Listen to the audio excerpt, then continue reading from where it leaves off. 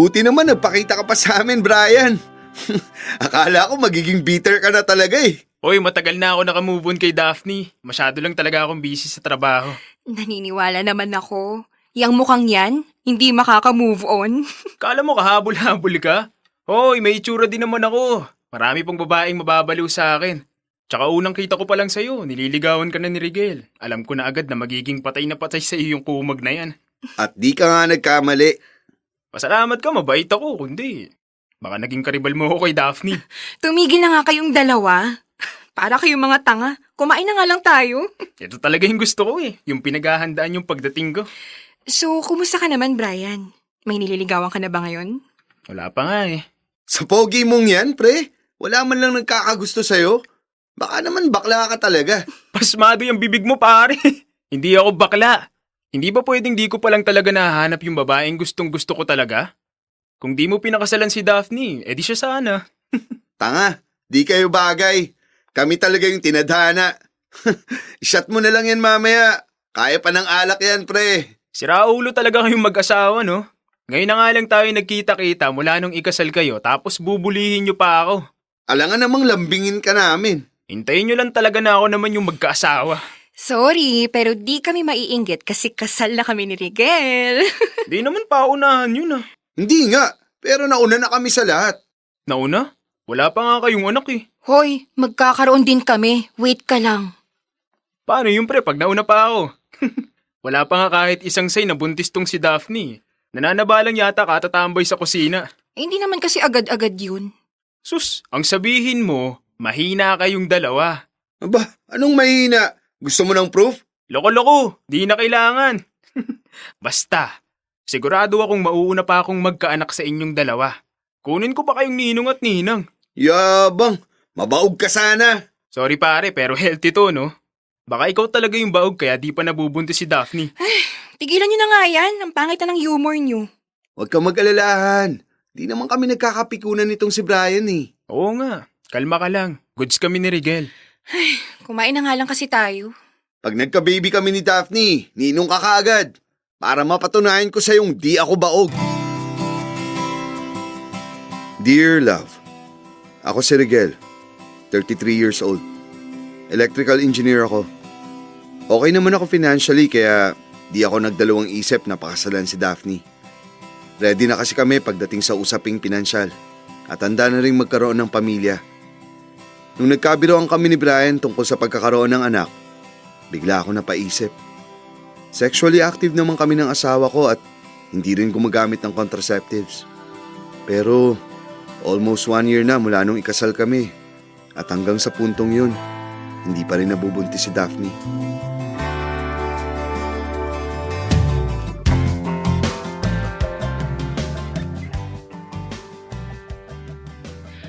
Ano ba kasi nangyari? Bakit kanina ka pa walang imik dyan? Ganyan ka na kanina nung makauwi ka galing trabaho. Sorry, Han. Anong sorry? Para saan? Kasi ako yung dahilan kung bakit hindi pa rin tayo nagkakaroon ng anak eh. Anong ibig mong sabihin? Nagpatingin ako sa doktor. Kanina ko lang nalaman yung resulta ng test. Han, kinakabahan naman ako sa'yo. Pwede bang diretsuhin mo na lang ako kung ano yun? Baog ako. Ano? Teka, paano nangyari yun? May mga tito ako na ganito rin. Tapos, napaisip na ako kung bakit ang tagal na nating sumusubok pero wala pa rin nangyayari. Kaya nagpatingin na ako sa doktor para makasiguro. At di mo man lang sinabi sa akin. Bakit, Han? Natatakot ka sa magiging reaction ko?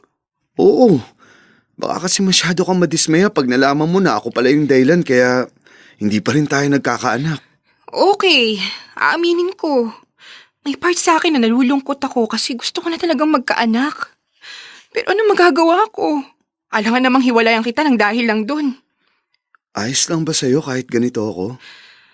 Oo naman. Pwede pa rin naman tayo magkaanak kung gugustuhin natin. Kahit sa ibang paraan pa yun.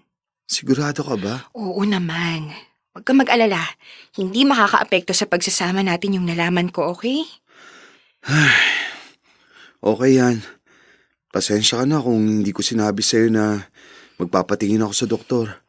Natakot lang talaga kasi ako eh. Ayos lang yun. Huwag mo nang isipin yun. Tsaka okay pa naman tayo na tayong dalawa lang muna yung magkasama. Enjoy na lang muna natin to. At pag dumating yung time na gusto na talaga nating magkaanak, pwede naman tayo mag-ampun.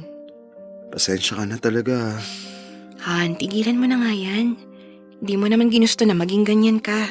Wala kang kasalanan. Tatanggapin natin kung ano yung sitwasyon natin ngayon. Ikaw yung pinili kong makasama habang buhay. Kaya wala dapat kahit anong dahilan ang makakapaghiwalay sa ating dalawa. Salamat, Han. Kung alam mo lang kung gaano mo napagaan yung loob ko ngayon. Kanina pa ako di mapakali eh. Hindi ko nga alam kung paano ko sasabihin sa'yo. Kung di mo pa ako napansin, hindi ko pa mabubuksan yung usapan tungkol dito. Hayaan mo na, Han. Mahalaga na sabi mo na sa akin. Mahal mo pa rin naman ako, di ba? Oo naman. Hindi magbabago yun. Kung ano man yung maging pagsubok sa ating dalawa, haharapin natin yun na magkasama. Hindi mo naman kailangang isipin to na mag-isa. Mag-asawa tayo. Gagawan natin ng paraan kahit ano pa yan. Ang swerte ko talaga sa'yo. Hindi. Maswerte tayo sa isa't isa.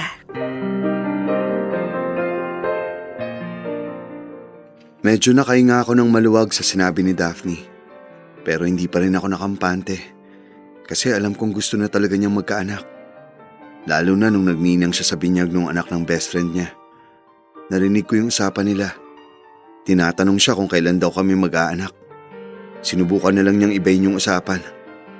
Bigla akong naawa sa asawa ko nung oras na yun.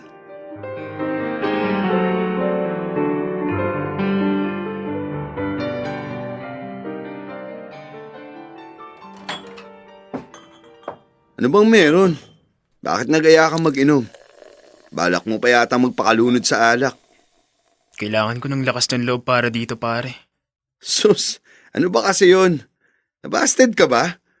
Di mo naman kailangan maglasing ng ganyan para lang sabihin yun sa akin. Sana nga ganun lang kasimple eh. Pero mas malala pa rin yung nangyari. Nagkasala ako. Anong ibig mo sabihin? Pumayag lang naman ako na ikama yung babaeng may asawa na. Di ba ang walang hiya ako? Sobrang gunggong ko, pare. Ako na yata yung pinakasiraulong tao sa mundo. Bakit naman kasi yung may asawa pa? Marami naman yatang single na nagkakagusto sa'yo. Pare, ibang kaso yun. Nagmakaawa siya sa akin na may mangyari sa amin. Kung ikaw ba nasa sitwasyon ko, matatanggihan mo yun. Lalaki ako.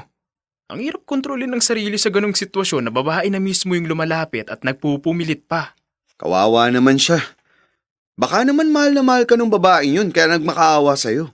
Yun na nga eh. Wala na siyang kahit katiting na feelings para sa akin. Ha? Ang gulo naman.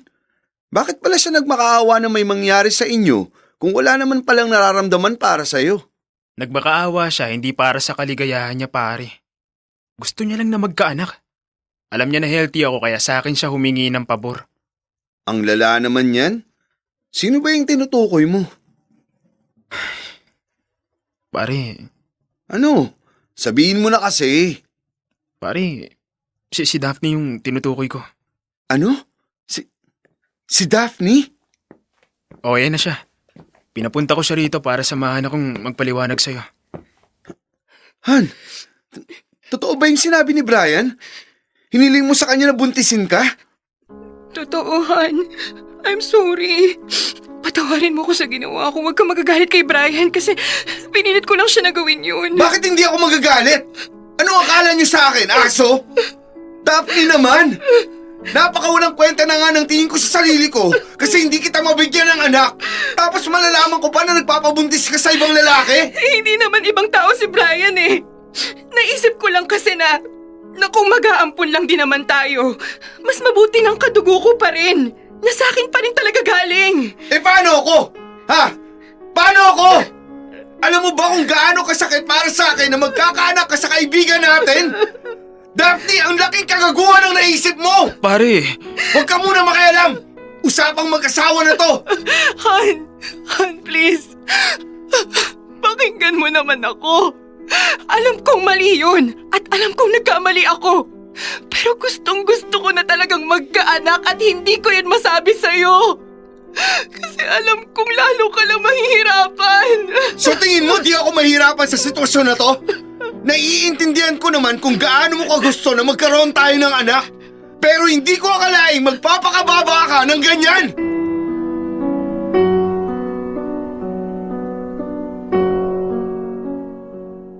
Hindi ko alam kung paano ko tatanggapin yung nalaman ko. Gusto kong magalit. Gusto kong magwala. Hayop ang tingin ko kay Brian kasi naatim niyang gawin sa akin yun. Dahil magulo pa ang isip ko at masyado pang emosyonal, nagdesisyon muna akong lumayo sa kanilang dalawa. Hindi muna ako umuwi sa bahay namin ni Daphne. At habang malayo ako, tsaka lang ako nakapag-isip-isip tungkol sa amin ng asawa ko.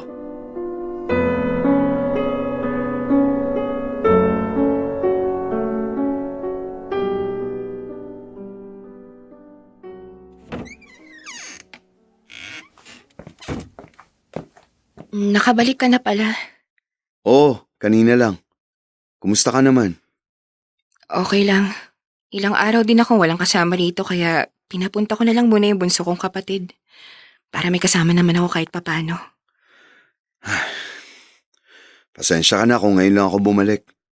Kailangan ko lang talaga mag-isip-isip. Ayoko mag-usap tayo na masyado pang mataas yung emosyon ko. Baka masaktan lang kita lalo sa mga masasabi ko. Kaya mabuti na rin yung ganun.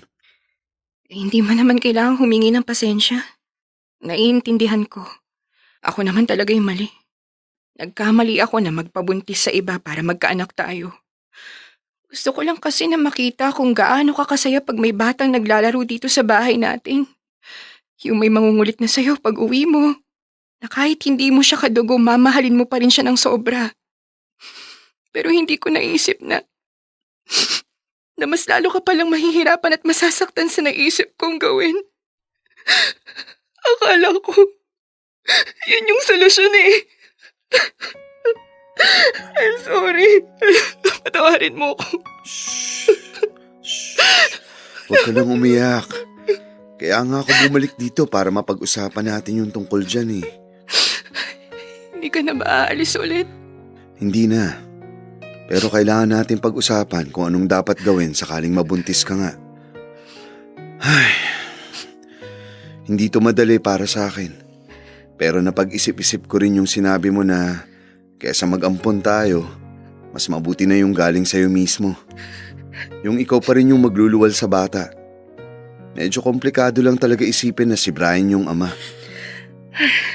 Nag-usap naman na kami ni Brian. Nagkasundo na kami na hindi siya maghahabol sa bata kung sakaling magbunga yung nangyari sa amin. Ikaw yung gusto niyang maging ama ng bata. Kailangan na rin naman niyang bumalik abroad para magtrabaho kaya mapapalayo na siya ulit. Hindi na niya makikita yung bata kung sakali. Okay lang sa kanya yung ganun? Oo. Parang ang hirap naman nun. Kahit balibalik ta rin pa yung mundo, siya pa rin yung ama ng bata at may karapatan pa rin siya. Sabi niya, kung kailangan ko raw ng suporta sa bata kung sakali mang mabuntis nga ako, wala naman daw problema sa kanya. Magbibigay daw siya. Pero ayaw niya na makikipag-co-parenting pa siya. Dahil ang gusto ko lang naman talaga ay magkaroon ng anak at hindi lang dalawang ama para sa bata. Naiintindihan ko naman yung gusto niyang mangyari. Wala na rin naman akong magagawa kung nakapagdesisyon na si Brian. Pero ikaw, ayos lang ba talaga sa'yo na magpakaama sa hindi mo naman anak? Anak mo pa rin yun. Kaya hindi na magiging ganun kahirap para sa akin yung pagtanggap sa bata. Kung ganun, hindi ka nagalit sa akin. Hindi na. Naiintindihan ko na yung dahilan kung bakit mo yung ginawa. Hindi ka naman nagpabuntis para makipaglandian o makipagrelasyon kay Brian eh. Ginawa mo yun para sa atin. Para matupad pa rin yung pangarap nating maging isang pamilya.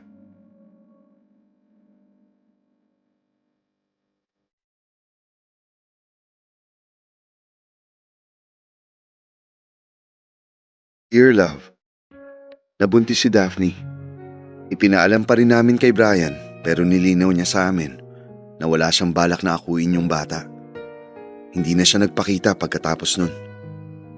Minahal at inalagaan ko yung bata na parang ako yung tunay niyang ama. Ipapaalam pa rin namin sa kanya yung katotohanan pag nasa hustong edad na siya.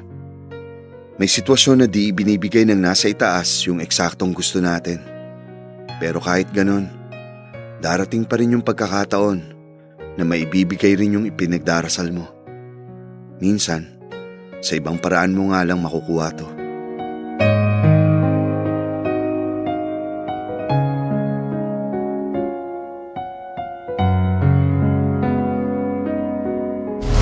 Metro's #1 Love Radio. Basic!